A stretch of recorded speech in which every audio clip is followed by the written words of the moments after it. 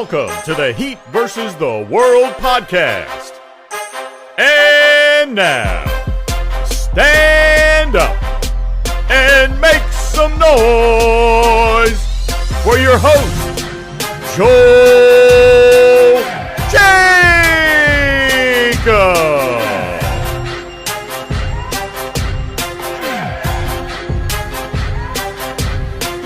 Yes, sir. What's going on, y'all? Welcome back to another episode of the Heat vs. the World podcast. Like always, I'm your host, Joel, and with me, I got Kev, and we got a lot to talk about for the Heat, man. So really, it's been kind of crazy. I know we're only 3 games into this post-All-Star break stretch, but man, I can't even lie with y'all. Those first 2 games against Milwaukee and Milwaukee and Charlotte, I don't even know how to explain it. Now, I don't want to be too negative because we are coming off of a good win against Philly, but we do have to talk about these first 2 games first because we went and we faced Milwaukee, and there was a lot of excitement for that game because we were going to see Kevin Love and Cody Zeller make their debuts for the Heat. And while it was going to be fun to see that, the game itself was not something that I personally wanted to watch. Now, the Heat ended up getting blown out in that game. I think they lost by 29. But at the same time, I tried not to get upset too much about that game because I remember hearing at one point from our own announcers that apparently the Bucks were shooting like 62% from the field. So when you're looking at a team like Milwaukee, who's just having that night where everything is going their way and they're just making whatever shot they put up, like, it's just one of those games where you just have to live with it because they're just having a great night on the offensive end. So, it is what it is with that game. But we go play against Charlotte, a team that's completely different since the last time we faced them. They don't have Miles Plumlee. They're continuing that tank job by trading him to the Clippers. And despite all of that, Miami still finds a way to lose this game. They were down by like 20-something points in the second quarter. And then while they did eventually come back, they still found a way to fumble it.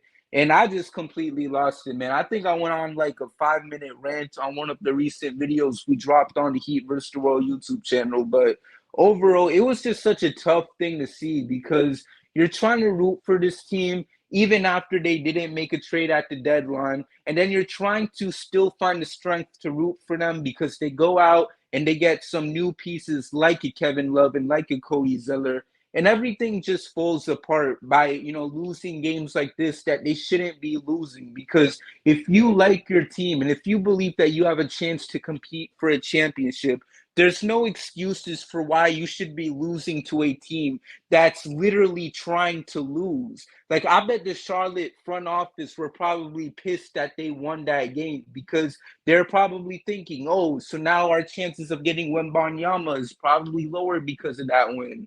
So overall, it was just such a tough thing to see. And I know, like, Kevin, you're one of the more optimistic ones we got on this show. So I just want to know, like, how do you make sense of these 2 L's that we had to go through, man? Yeah, that Milwaukee one was, like you said, they shot the lights off the rock. They shot almost 50% from the field, 41% from the 3-point line. They out rebounded us, by 12. Like, they honestly just dominated us. Giannis left the game early and all, so I really couldn't do anything about it. We couldn't do anything about that one, especially the way we were playing offense, and we struggled with offense for forever now, so we should be used to that. But they just completely dominated us. That is what it is. That Charlotte one, like you said, was super frustrating just because it's the Hornets, and they're literally intentionally trying to lose games because they're going to forever be thinking about the future and not right now in the present. And so for that one, it was just, man, watching that, I was like you, man. I was just bothered because it just felt like the effort wasn't even there. Like, defensively, it just felt like it was so many different breakdowns and miscommunications. Spo kept burning all of his timeouts, and they just felt like they were just cruising, and offensively, we got good looks, but we just weren't hitting. Nobody was hitting. Tyler Hero wasn't hitting. K Love wasn't hitting. Strus has been struggling all season. Like, just nobody could find a rhythm. Even Jimmy was struggling too, which is a rarity, but we just could not put the ball in the basket at all, and that was just an ugly game. And like you said, we came back and we still fumbled, and losses like that are really going to come back to bite us in the butt at the end of the season. So they were both tough. The Milwaukee one wasn't as frustrating as the one in Charlotte, just because, again, like Milwaukee still knows how to play high level basketball even without Giannis being on the floor. Charlotte doesn't even care about basketball, especially too because Mark Williams was dominating, and Mark Williams is a good player.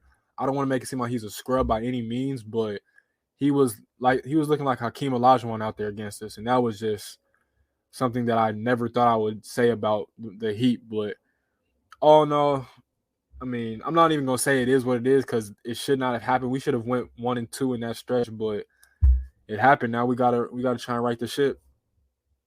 Right. And it's just so frustrating because I was sitting here just wondering, like, when are we going to hop up to that 5 seed? But because we went on this losing streak, it's like we don't even know if it's a possibility. Because in my mind, I personally feel like we're going to eventually overtake Brooklyn because you look at these games that they've been playing in, like, they were literally down, I think, 63-29 against Chicago the other night. And we know how bad Chicago is as a team, even though we actually lost to them twice this year as well. But overall, like now the Heat is in this situation where they're in the 7 seed and they're like 3 games behind the 6 seed, which is Brooklyn. So I look at all this and it's kind of tough. I mean, there's still a lot of time left, of course, but it's so stressful because it's like now you're in the situation where you're keep putting yourself in a place where you're just going to continue fumbling these types of games that you should be winning. And, and the only reason why I'm mentioning is because you said it yourself, like, these are the types of L's that are going to bite you in the butt because, you talk about the L against Charlotte, 2 L's against Charlotte to be exact. And then you look at the other teams that are literally nowhere near the playoff picture that this team has lost to, whether if it's losing to Detroit by 20 or losing to some of these other teams that, don't even belong in the playoffs. And we're out here just continuing to fumble games against teams like them. And I don't want to keep it too negative because we are coming off of a win, but it's just tough because we really want to see this team compete. And most importantly, I just don't want it to be like 2021 where we got to go face a really good team in the first round. Because if it ends up being that type of scenario where we're playing friggin' Boston or Milwaukee in the first round, like, I'm going to lose it, man. Like, I just cannot deal with that. Like, if y'all want to give us someone like Philly or Cleveland, I don't care. But I just do not want to face the friggin' Celtics or the Bucks in the first round because we just want to keep fumbling these games. You feel me? Man, it's frustrating, man, because it's like, again, I don't think anybody thinks that I mean, probably some people think we're a terrible team right now, but it's just like sometimes it just feels like a lack of fight and effort, and we all know that's never ever been the case with the Miami Heat because that's one thing we're always gonna do is be battle tested and be ready to go and never fold and never quit and all that good stuff. But a lot of these losses just like, man, it's just like it feels like it's no effort, it's no heart, it's nobody that feels like they trying to demand the best out of each other outside of maybe Jimmy and Bam and UD, but I don't know, man. A lot of these losses have just been unacceptable. I seen UD came out and said today that this is a nightmare. He can't even go to sleep at night sometimes because he didn't expect his last season to be like this. And I honestly completely understand him. He probably shouldn't have said it out in the public, but I mean, I'm not mad that he did whatsoever. But I don't know, man. It's only so many games left, a handful of games left. Like eventually, you gotta hit that switch, and if you don't, it could cost you. So we'll see how it pans out from here, though. Right. And, one thing that I like is that now you have Jimmy trying to motivate the team. He went out and he said, I'm tired of losing. Most people heard of it because they were like, oh, shoot, now he's going to request a trade, get your jersey swaps ready or whatever. But, for me as a Heat fan, I mean, there's 2 ways you can look at it as a fan of this team. You can look at it and be scared, thinking that something is going to happen where this dude eventually leaves Miami. Personally, I don't think he will leave anytime soon. So I looked at it at another way, and it's that this man is trying to say whatever he can to, help this team out and help motivate them into the fact that we are supposed to be competing for a championship. And yeah, you know what? We don't have the most ideal roster. Yeah, we might have 7 undrafted players, but there's no reason why we still can't give it our very best, because this was still a squad. I mean, since we ran it back, this is still mostly the same squad that made it to the conference finals. And I'm not saying they're going to make it as far, but I'm still saying they should still be able to have at least somewhat success. And that involves being able to beat a team like the Charlotte Hornets. But, overall, bouncing back from that Hornets game, they go into Philly last night and they get the dub. And I don't want to say anything just yet. I'm not saying they're going to turn the corner because that's a phrase that I've used so much throughout the season, thinking that things were finally going to change for the Heat, only for them to go on like another 2 or 3 game losing streak. So I don't want to jinx them in any way possible. But last night was an encouraging sign for the Heat, beating a team like Philly. And it seems like their, schedule will only continue to be testing because we'll talk about this later on in the show, but you're going to be playing Philly again, and then you're going to be playing a team like New York, a team that you will have to compete with, if you want to get that 5 seed. So I just want to know, like, what's your thoughts about this game against Philly, and how encouraged do you feel, Kev, when you look at this win for the Heat? Like, do you feel much about it, or do you feel nada? Because obviously, this isn't the first time the Heat has had a win against a really good team. But knowing this team throughout the season, we know that this is a squad that would go out and beat a really good team, but then continue to lose. So are you happy about this win? Do you feel encouraged, or is it like, nah, not too much? Like, what's on your mind? I'm 50-50 because I do think the saving grace for me is that Jimmy Butler can, out of anybody on this team, we know Jimmy Butler can flip that switch, especially come playoff time, right? He came out last game, said he was tired of losing before last night. Came out, said he was tired of losing, and he comes out and he drops 23 points, 9 assists, and 11 rebounds. And he was hooping on top of 4 steals, too. So Jimmy can tap into that mode whenever. The concern, though, is that the dude that they love to call Boy Wonder shot 3 of 13 on 2 of 9 from the three-point line for 8 total points.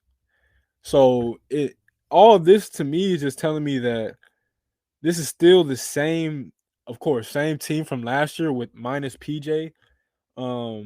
Luckily we shot 40% from the three-point line. Like, as I said earlier in the last pod, like, if we can just get Max Strus's confidence back in the slightest, that helps out everything for everybody, because Spo clearly doesn't really care about Duncan Robinson anymore. It is what it is. Strus had three threes in this game. If he can just give us that consistently, that's all I'm asking. Not even 3, just give us 2.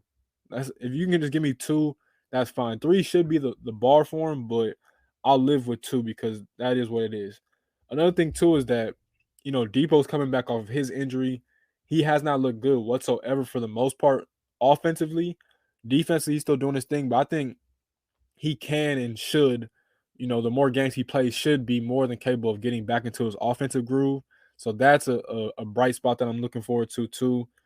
And so with this game, like, I like it because we didn't fold. And in crunch time, even though we had a stretch where we struggled like for the last couple minutes, and then Jimmy hit that big reverse layup to hit the game winner. But I don't know, man. Like, Bam made a huge play by blocking Embiid. I love that. Don't get it twisted. But the fact that Spo took out T Hero was and should be a major concern for all Heat fans, because that just can't happen. With the amount of money he's about to get paid, because I'm pretty sure his extension doesn't kick in until next year, it's not acceptable. Like, you just can't afford that. And that showed me that Spo is just fed up with him. I'll be honest, because Spo has played him in that same position a million different times throughout the course of his career.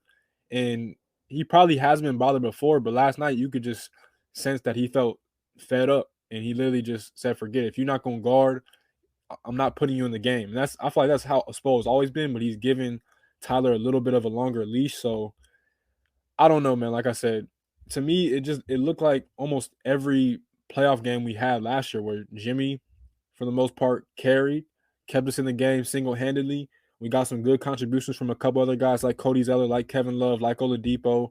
Caleb Martin was pretty solid off the bench too. And everybody else kind of struggled. Bam struggled shooting the ball. He was still good defensively, but he did hit a couple of tough shots in crunch time. Even though I'd like to see him try and get to the paint more. I know Embiid is kind of a matchup problem for him because Embiid is a much larger human being than him. But, in other games, I want to see him not settle for shots so much. I want to see him actually, emphasize his strength and physicality. Like, Bam is strong as hell. I don't want to see him continuously fade away and settle for mid-range shots. I know he works hard on the other end, so he could be a little bit tired, but he got to assert himself a little bit more when it comes to just trying to get, not even just to the basket, but just trying to get to the free throw line a little bit more. So I'll take it again. We should take any wins, how we can get them at this point in time, but the recipe is still there, man. It's the same thing. Jimmy carried, kept us in the game by himself, and everybody else just kind of made little contributions here and there. I will say, though, that the defense did look, as a team, the defense did look a lot better. I will give them that. But that should be a given now. Like, you have Eric Spoelstra, you have a whole bunch of really good individual defenders. That should be a given. So that was a good part for me too. I'll take that. And Gabe Vincent played well as well. So I'll take the win how I can get him, man. Right. And you brought up a really good point. Like, I wasn't even thinking about it with Tyler because you know what? Like, to have a guy like him, a guy that's going to be making mad money really soon, not on the floor for some important possessions, like you mentioned, that's such a concern because we're all trying to see this man develop into something more, especially come playoff time, because we all know what's the case with Tyler. Like, this man can go out and he can do whatever. He can give you 20 something points per game in the regular season. That's cool. But, we all know that we really need him for the moments that matter, and the fact that Spo didn't feel comfortable enough to put him in that game when we probably could have needed that bucket getter that we've hoped he could be. The fact that we couldn't put him in for a situation like that, it honestly concerns not only, as you said, all of us, but it makes you wonder, like, could we just be getting ready for another playoff disappointment? And I really hope not, because and we were talking about this before we started recording, like, the hope is that Tyler can come out and he can give you like 20-something points per game or whatever come playoff time, because we need him to take on that type of role that Goran Dragic had back in 2020 for the Heat, when he was out here scoring like crazy while you had a guy like Jimmy doing his thing and all the other guys, playing hoops. So the fact that we don't know yet if Tyler's going to be capable of doing it, it kind of makes it uneasy for me, because you want to see some sort of signs that he's going to be that type of guy. And I mean, it's tough because I was looking into the season thinking that maybe we'd see Tyler improve, especially when it comes to these types of moments. Because one thing that's for sure is that you don't have to worry about getting traded now, at least not until this upcoming offseason, because you got the contract. You didn't get traded for Donovan Mitchell. We don't know if another whale will be available anytime soon. Like, this is your time to shine, like, this is your time to go out there and show the world what you are capable of doing, because you don't have to worry about these trade rumors. You don't have to worry about anything. Like, this is the first time in probably his whole career where he can honestly say that he could go through a whole trade deadline without having to hear his name in any trade rumor whatsoever. So you're in this situation where you can relax. You don't got to worry about none of that. But we're still not seeing what we need to see from you, despite the fact that you got the bag, despite the fact that the Heat are putting all of their trust into you. So I don't know, man. I'm really hoping for the best. I'm really hoping for the best case scenario with all of our players, because we're going to need all of our guys on deck if we're going to find a way to some way, somehow win a championship. Because at the end of the day, Lord knows that I'm still going to ride with this team, even if it's going to be bad for my mental health. So with that all being said, man, like, I just hope that Tyler can bounce back from this. but I don't know. We're about like what 20 games away from the playoffs, and we're seeing this now. So I don't know. I don't want to be pessimistic about it, but man, I don't know. It's a good thing you brought it up though, because I wasn't even thinking about that since now. So but aside from that, like we talked about Tyler, and I know a lot of people have been concerned lately about Bam. Now, Bam was able to hit a couple of big shots, during last night's game, as we mentioned. But, there was concerns that, he didn't have really that good of a game, when you look back at his performances lately, especially in that game against Charlotte, like you mentioned, what's the guy's name again? Mark Williams, is it? Yep. Like people were bringing that up, like you're going up against a rookie center and you're still somewhat struggling against him. So for me personally, I'll say this. My whole thing with Bam and why I don't really, stress about him too much compared to a guy like Tyler is because at the end of the day, it's like even if he's not playing good on offense, even if he's not hitting his shots, you still can rely on him for elite defense. It's not that same case for Tyler though, who, if he's not making his shots, he's not going to really provide you with much on defense. I mean, he'll have maybe a moment here and there, but it's not like Bam where he can consistently provide you with elite defense to keep this team together. So I don't know, man. Like it was definitely concerning to see, but I've always been less of a Bam. I've how do I say this in the right way? I've never been too concerned with Bam, even when he doesn't have the best of games, because I always know you can rely on him to guard the best player on the opposing team. But even then, when you're the second best guy on this squad, like obviously you do need him to step up when it matters the most. So, like Kevin, what about you, man? Like when you look at these past couple of games, like are you beginning to get concerned about Bam, or is it like, yeah, he'll bounce back from it? Like, what do you think? I'm never worried about Bam, man. Even if to me it's just a rough shooting slump. But it's like I kind of just said, man. He is a big bodied forward, center, whatever you want to label him as. Attack the rim more. Like again, like you don't have to necessarily force the issue because you're gonna get your looks regardless. But he settles for so many mid-range shots, and people got to understand like that's the toughest shot in the game, and that's why Michael Jordan and R.I.P. Kobe Bryant are two of the greatest ever because they mastered that shot, and it's the most difficult, high degree of difficulty type shot. So it's not just like anybody's taking it. That's why Jimmy is a matchup problem for a lot of people. That's why Kawhi Leonard gets tough buckets. Like it's not an easy shot whatsoever, and so for a guy like Bam that's always kind of lacked that scoring skill set.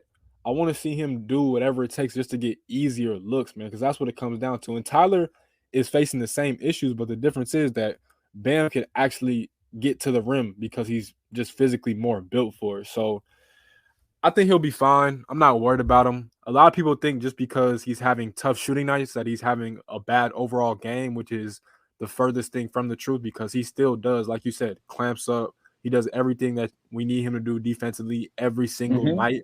We never have to question his effort. We never have to question his heart, his toughness, none of that.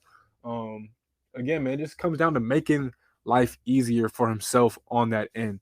The mid-range shot is hard. That little step back that he likes to take going towards the baseline, fading away, that's a tough shot. And he hits it. So I'm not going to sit here and say like he should never take it. I just think that if he could get a spin move, a right hook, a left hook, something like them easy shots that all the great post players have had, it makes life easier for him. And it doesn't drain your energy as much either. So he can just, make them little shots, man. I think he'll be fine. But I'm never worried about Bam. Bam is always going to be fine because one thing about him, he never gets too high or too low. He always stays the same. Whether that's a bad thing sometimes or not, I'm always going to rock with it. So I'm not worried about Bam whatsoever, man.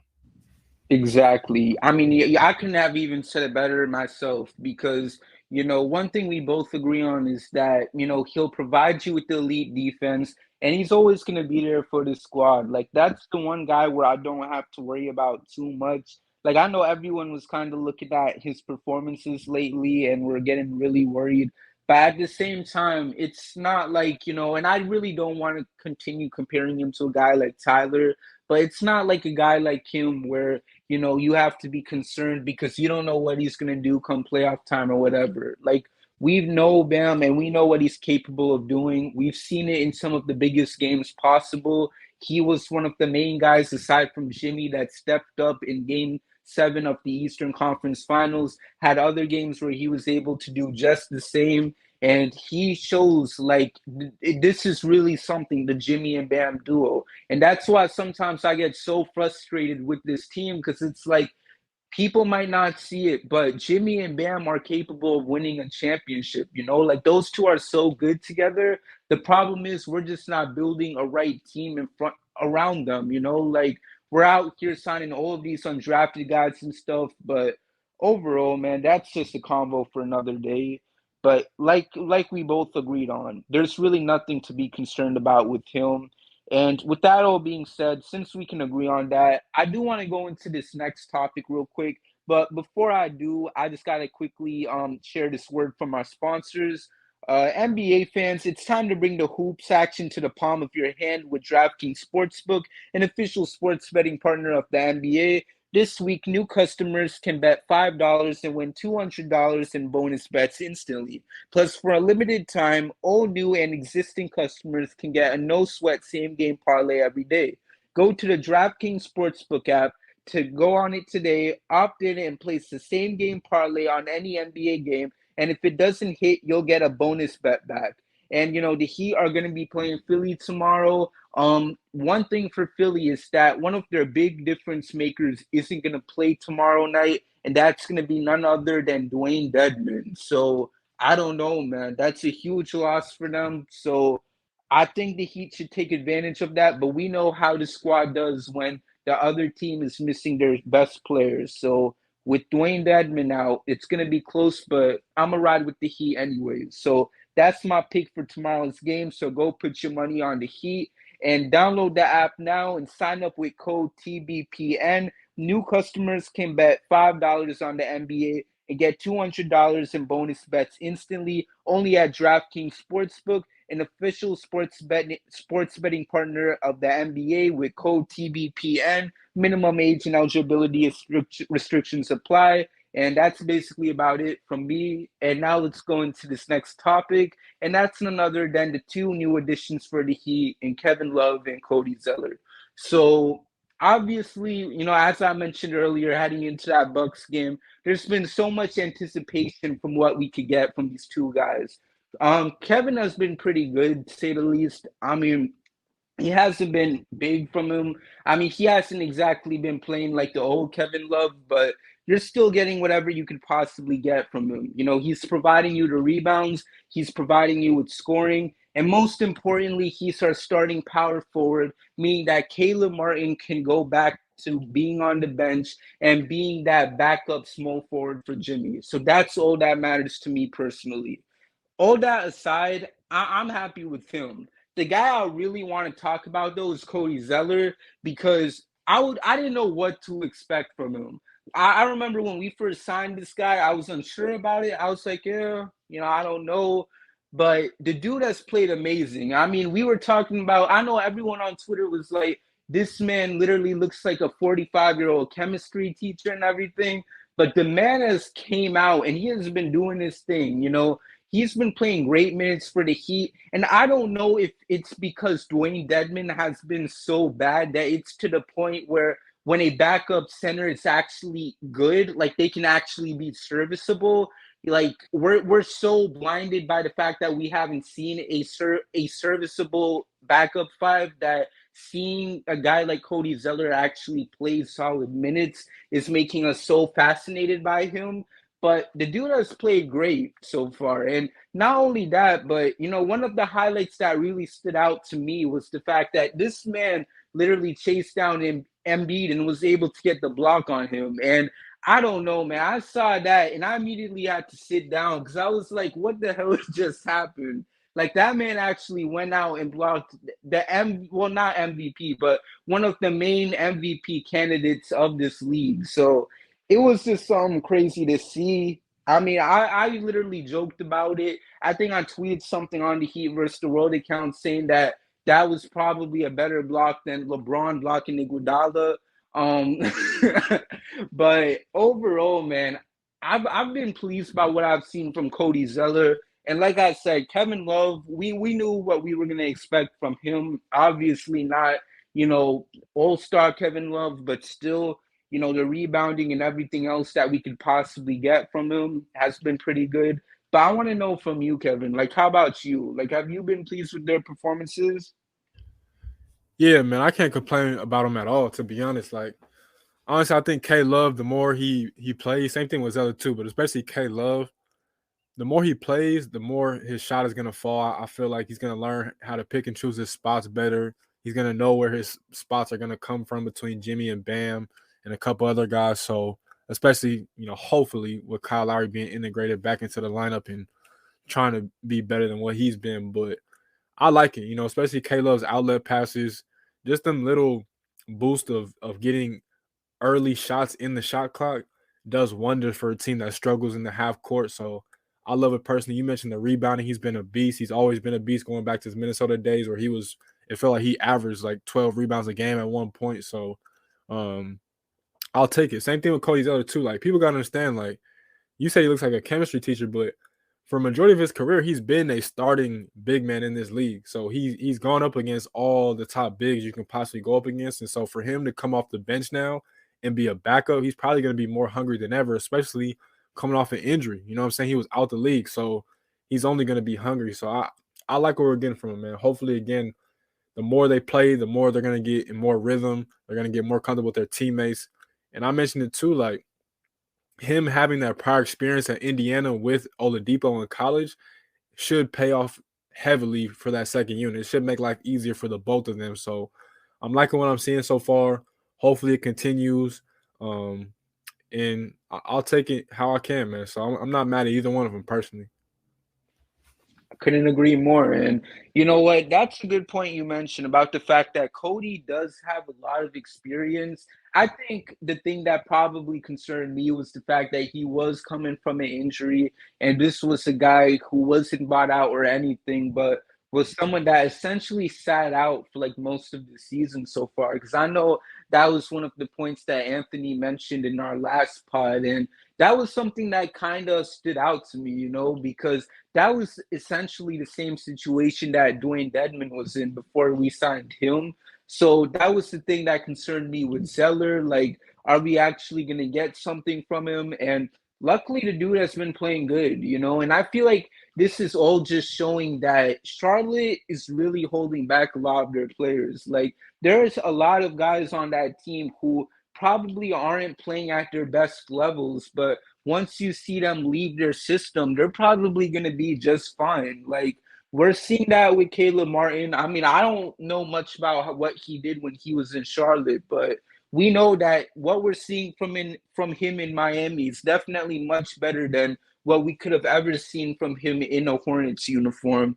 And we're seeing it with Cody Zeller too, hopefully. Like, the man is only 29 years old, so the sky is the limit for him in a way where we could still see him put up some really good minutes for us and be that serviceable five that we just need, because we went through hell with Dwayne Dedman. And as much as I loved Orlando Robinson, we all knew that he still needed to work on a lot of things. So I'm just happy with the way how the man has been playing. And it's not like Dedman where if a game ever comes where Bam has to sit out, I won't feel like gouging my eyes out because I see Cody Zeller is in the starting lineup compared to having to hear the news that a guy like Dedman is in the starting lineup. But, overall, I'm just pleased to see that the Heat made some sort of move and that the move has been paying off for us. So I'm just happy that we're getting something from the guys that we've added to our teams. I know we all are. We're begging for the Heat to make a move. We got it. We got a guy like Kevin Love who's going out there, getting our rebounds, a guy that's actually above the height of 6'5" and can play power forward, can do the scoring, can get you the rebounds. And while he's not the same Kevin Love, it's still something that you want to see, someone that can shoot the three and can do all that other good stuff for the Heat. And like you mentioned, Kev, like him hitting players with the outlet pass and everything. Like, I'm sure the one play that a lot of people was talking about was the one where he was able to throw that big pass to Tyler. And with all due respect to Kyle, I mean, Kyle will be trying those passes himself, but sometimes it'd be hitting the second or third row instead of the actual player he's trying to pass to. So at least a guy like Kevin is able to not only make that type of pass, but is able to make sure that pass gets to the player he's trying to give the ball to. But on all jokes aside, though, I'm just happy we're getting something good from our players. So that's basically it from me. And I feel like we hit on so much that before we wrap it up, obviously we got to talk about Heat versus Philly round two. Wait, no, is it round two? Yeah, round two for these teams. And I just want to know, like, what's your expectations for the Heat going into this game? One thing I hate with Miami, well, not with Miami, but with the schedule specifically, and something that the NBA has been doing is this thing where we have to play teams back to back, because I feel like when you have to play a team a second time in a row, they're going to have the momentum. If they're coming off of a loss, they're going to have the momentum come that second game to play much better. So I'm not saying this means the Heat are going to lose or anything, but you just know Philly's going to have vengeance on their mind because they literally just lost just the other night to us, you know? So I'm expecting the Heat to have another good game. Hopefully everyone's beginning to mesh. Hopefully we can get something going, because these next few games aren't exactly going to be easy, which is something I mentioned earlier. Because if you want to climb up in the standings, I mean, not only do you got to go out and beat Philly again tomorrow, but you then have that upcoming game against the Knicks, and then the schedule goes on. So because of all those L's we took earlier in the season, like, you got to make up for it and try to overcome the odds that come with this schedule that we have right now. But, you know, all those other future games aside, like, what do you think about this game for the Heat? You know, Kyle Lowry is expected to be out for tomorrow, but, you know, eventually he will be back. But for Miami, what do you think they need to do to beat Philly the second time around? And do you think they'll get the job done and hopefully go on this 2-game winning streak? Like, what do you think, Kevin? The biggest key, especially when you're playing a team on a back-to-back pretty much, or whatever you want to call it, is you got to be able to withstand that first punch that Philly's going to throw, because you know more than likely Embiid's going to come out a little bit more aggressive. Same thing with Harden. You know, Tobias Harris had a terrible game last night. I don't know if he's injured or what. I didn't really see what came out of that, but I'm assuming he's going to play in this game. So you got to be able to take that first punch and counter punch, because that's what's going to happen. Philly's going to come out. They're going to try their hardest to blow us out early in the game, and you have to be able to withstand that. So I'm hoping that you must get Tyler Hero and Bam involved early. That's my biggest key too, outside of what I just said. Like, try and establish those two early, and that should free up looks for other guys like Max Strus, like Gabe Vincent, like Caleb Martin, and just work from there, man. So I'm hoping that we're going to get the win. I'm not necessarily too confident just because we just beat them in a close-ass game, but I'm going to say that we are going to win just because we need it in the worst way. So, yeah, man, we just got to build off what we did last night. Like, it can't just be all Jimmy. You can't just expect Jimmy to carry the offense on every single game. That's just not realistic for him. And we need other guys to step up. I want, again, I just need one, even if it's not this game, I just need one game that gets Max Strus's confidence back in the right direction. The good thing I will say about that last game, though, was that we show that there is some type of resiliency within this team. So we know they're more than capable, you know? It's not like they're just going to bow out and quit and fold. So, again, man, they got to be able to take that first punch, react, and just play the game, man. Don't get too high, too low. Try and get Tyler Hero established. Try and get him some easy looks going towards the rim. Don't let him settle that much. And try and just contain Embiid. You can more than likely, slow down James Harden a little bit more. But if you can make Embiid's life a little bit harder, that makes their offense harder. So I'm liking our chances. We just got to come in mentally prepared and ready for another battle again, because they're going to try and beat us, especially because we just beat them last night. So I'm going to take us for the win, though, man.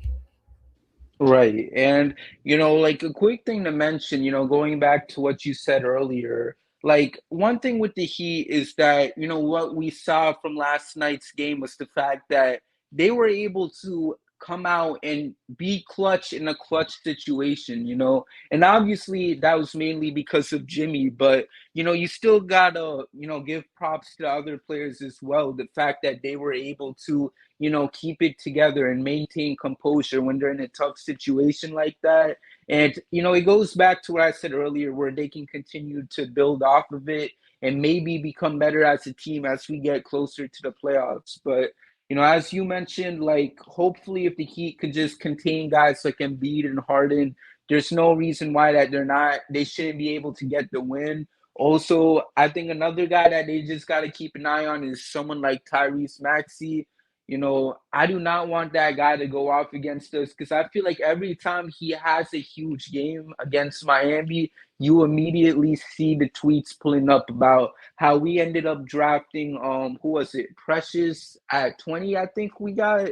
I don't know what draft pick we got, but we drafted Precious at 20, and then they ended up getting Tyrese at whatever. So yeah, I just can't deal with that. So please, not only just watch Embiid and Harden, but please, just so I don't got to deal with all the hate from the Sixers fans talking about how we missed out on Tyrese, just please keep an eye on him so that I can go to sleep at night without having to worry about him having a 30-point game or whatever he ended up having that one game against Miami last year, where they were able to beat us without Embiid or Harden. So for the love of God, Miami, please watch Tyrese Maxey. Thank you very much. But aside from that, you know, we talked so much on today's episode. Is there anything that you want to say before we close it out, Kev? Give Jimmy Butler some goddamn help, man. Bam, too. Amen. Amen. Because you know what? When you mentioned Bam too, I completely agree, but especially Jimmy Butler. Like, we still got the Jimmy Jansport Butler agenda going on. And man, it's been thriving lately, especially in last night's game where he came up clutch with that circus shot. So I'm trying to see that man win a championship. I know the same thing goes for you as well, Kev. Get that man some help. Hopefully this team can pull up come playoff time. I know it's a wild scenario. We don't know if it will really come true, probably in the long shot. But come playoff time, just bowl out. I want the three-point shooting to be elite. I want everyone to play in their best forms. I don't care how unlikely that is. Just go out and do it. And just get Jimmy the championship he deserves. The man was literally the best playoff performer all of last year. Do not let Jason Tatum and all that stuff with him texting Kobe fool you. Otherwise, Jimmy was the best and no one else. He deserves a championship, and by God means, like, just do whatever you can to get him that ring. So I don't know, man. Hopefully they can get the job done. I'm hoping they can. So go out, like you said, get them some help, and hopefully we'll be able to get the job done, because Lord knows I will continue to be that optimist until the Heat get eliminated. But aside from that, that's basically it for us. Thank y'all so much for tuning in to today's episode of the Heat vs. the World podcast. Make sure to follow us on all platforms at HVTW Podcast. Make sure to follow Kevin on Twitter at EasyMoneyKev7. Make sure to follow me at JoelKJacob_. Make sure to subscribe to the YouTube channel at Heat vs. the World. We got a whole lot of content heading your way, so you don't want to miss it. And aside from that, man, that's basically it. Let's go Heat. Let's start winning more games. Let's climb up to that 4 or 5 seed if that's even possible. And let's try to win a championship. So aside from that, that's basically it from us. Hit my music, because we out. Thank you for listening, and we'll see you next time with a brand new episode of the Heat vs. the World podcast.